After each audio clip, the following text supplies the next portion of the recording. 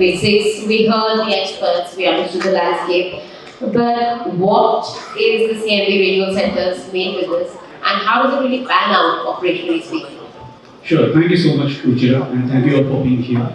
So CMB Regional Centers is one of the oldest and largest regional centers in EB5 business. So the core business of CMB Regional Centers since last 25 years, we were first designated as regional center back in 1997. So the core business is to sponsor and procure projects while doing due diligence and opening them up for investors. So that is what we do. We act as a fiduciary on behalf of the investors. We fight for our investors and we ensure that they are not just able to get the green card, but the return of capital as well. So that's our core business. Alright.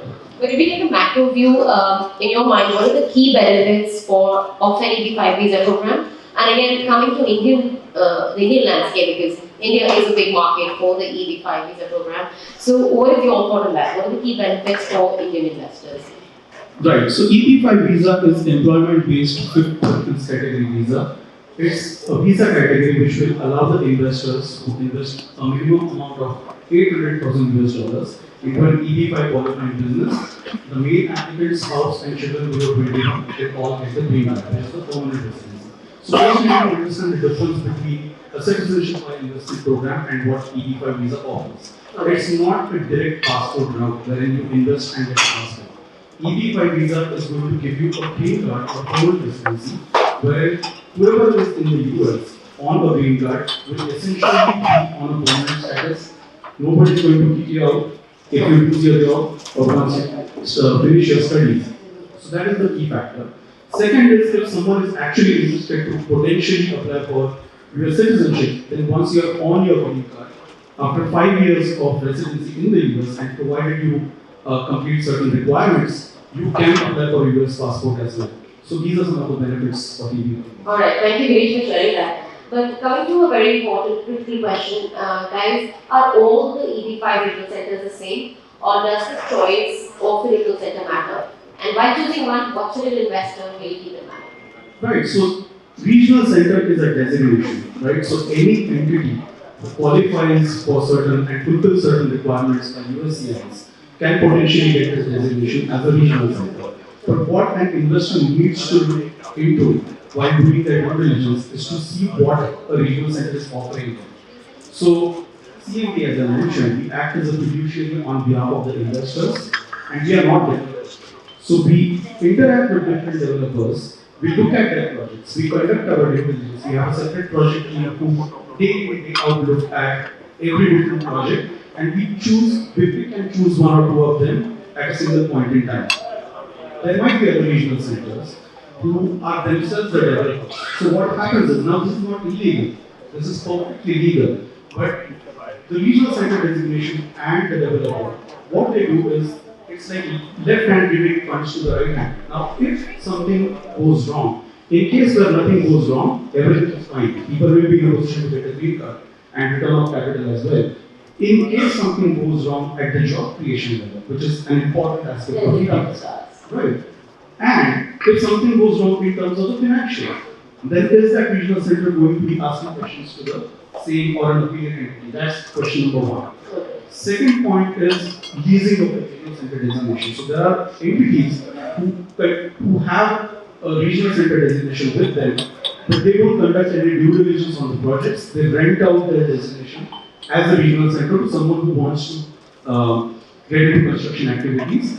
If something goes wrong, then that is another question. So choosing a right regional center with right track record, there are certain set of questions which need to be asked every regional center, and not just asking questions. Every regional center, every specific project has something called as a PPM, Project Placement Memorandum, and there are n number of risks and disclosures which are mentioned in that. So each and every investor should actually go and read those to be comfortable with that regional center and the project that they are offering. So reading the fine print due diligence are very important. But any major pitfalls to look out for Indian investors while considering the EB5 loan? So major pitfall is the timelines. Everyone wants to be in the US quickly. That is one of the, and this is topical. So that's my first point, that you will get into the US in 12 months, you will get into the US in 6 months. All well and good. Until there is an issue in that project. So the goal is not to be in the US quicker. Of course, if you are able to get that, that's fine. But the goal is to remain in the US permanently. So first is to get the initial green card, stay in the US on your conditional residency, which is for 2 years, and after 2 years, there is something called as I-829 petition. So I-829 petition basically means that the job creation which were intended or projected while you file your initial application, every regional center has to submit documentation to the immigration attorney and the investors, which in turn goes to USCIS, which is an audit as to whether the jobs which were projected in that particular project are actually created or not. So that is the main goal. So key point over here is to conduct due diligence and not fall into traps of marketing, but to ask right questions. Alright, definitely look for marketing gimmicks, but you mentioned about the recent concern or the major concern for delays in processing, which is now being addressed with various laws, but there is a lot of backlog, and as you said, there is more than what actually is accurate. So we spoke about the pitfalls. Any success stories that you'd like to share with our audience? So just to give you a sheer number, CMB has worked in last 25 years with 6,000 investors, and these does not consist of the families, it's the main applicants. So out of all those 6,000 investors, we have successfully been able to have permanent green cards for more than 2,000 investors and return of capital for more than 2,300 plus investors. So there is not one success story, but 2,000 plus success stories that we have. Alright, thank you, Girish. But just before we wrap up, in a single sentence, what is the biggest opportunity or the most lucrative opportunity that awaits Indian investors when it comes to this program? So when it comes to EB5 program, the new law, RIA, Reforms and Integrity Act of 2022, that has brought in certain key additions. One being visa set-asides.